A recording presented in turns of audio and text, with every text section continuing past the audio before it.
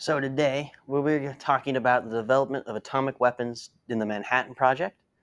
And in this, we'll be covering three topics: J. Robert Oppenheimer, the Manhattan Project, kind of general knowledge about it, and the Demon Core, which is more obscure knowledge that developed during this time period. So moving into J. Robert Oppenheimer, he was born in 1904, and in 1925 he graduated summa cum laude. I don't know, that's a different name. But J. Robert Oppenheimer was known as almost like an actor, though he was a scientist. Because with different people, he acted differently. And yes, he does kind of look, in my opinion, he almost looked like a walking corpse because he just had really sunken in eyes. And his full name is Julius Father. The father of the atom bomb, sorry. I had that backwards. But it's Julius Robert Oppenheimer. He was known as the father of the atom bomb because of his contributions during the Manhattan Project itself. Speaking of which, in 1942, that's when he was appointed to the Manhattan Project itself, to which he led in one of the bases I'll talk about later on. He went to University of Göttingen, but he ended up not liking that life, so he ended up dropping out and became an apprentice for a theoretical scientist.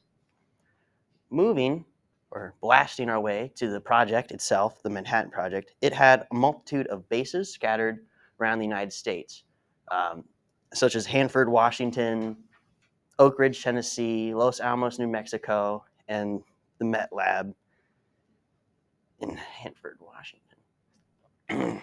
The Manhattan Project in general took several years to develop, mostly because most of the struggle was achieving atomic material. Uranium-235, which was used for one of the bombs, and then plutonium later on, which was mostly developed up in Hanford and Oak Ridge, which actually in Oak Ridge, they made one of the largest towns in the state, like the second largest in the state, just for the development of plutonium and enriched uranium for the bombs. Los Alamos, New Mexico, its significance was it was the main testing site for the nuclear weapons over their development. That is also where they built all of them, and that's where all three that were planned to be used were developed and manufactured before being dropped. This is the Little Boy atomic bomb. It was the only one that used uranium-235, which made it unique from the other two. It used a gun-like mechanism to shoot uranium into other uranium to cause the reaction. This was dropped over Hiroshima or Hiroshima, depending on how you pronounce it. And then the Fat Man, as it looks, was really big.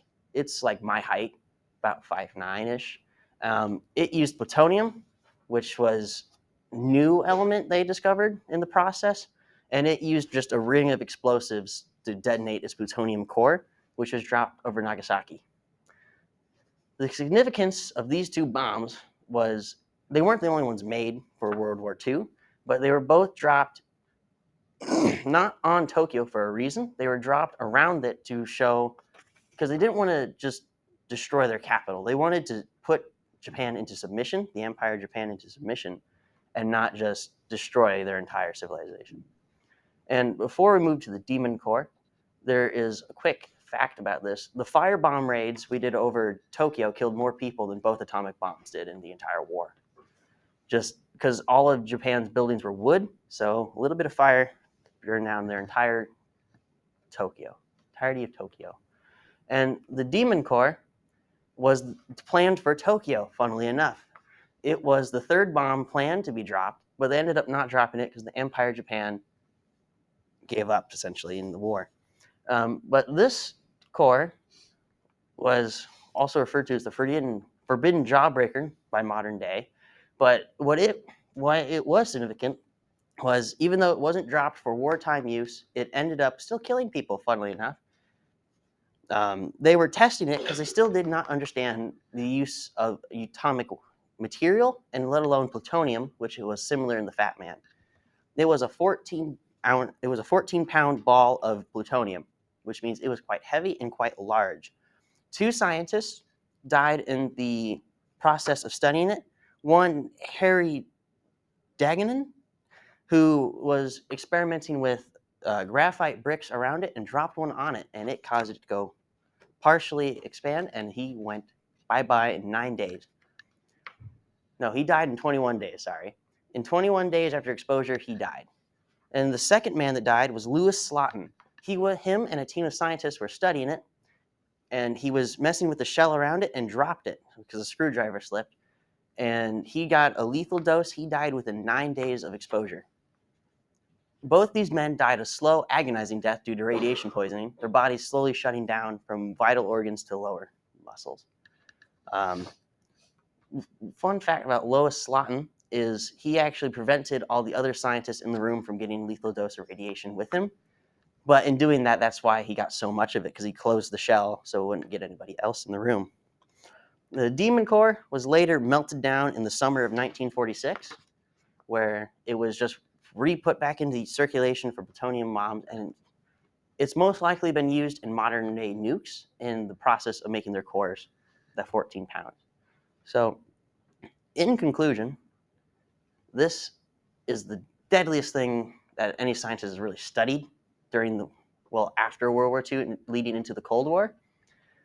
And that's the top thing he dropped onto that, and that's graphite. It's just a big spear of graphite, which in retrospective was not the best choice to house the plutonium or uranium in, because that's what they used in Chernobyl. That also caused the reactor to go kaboom faster, because graphite helps accelerate the nuclear process.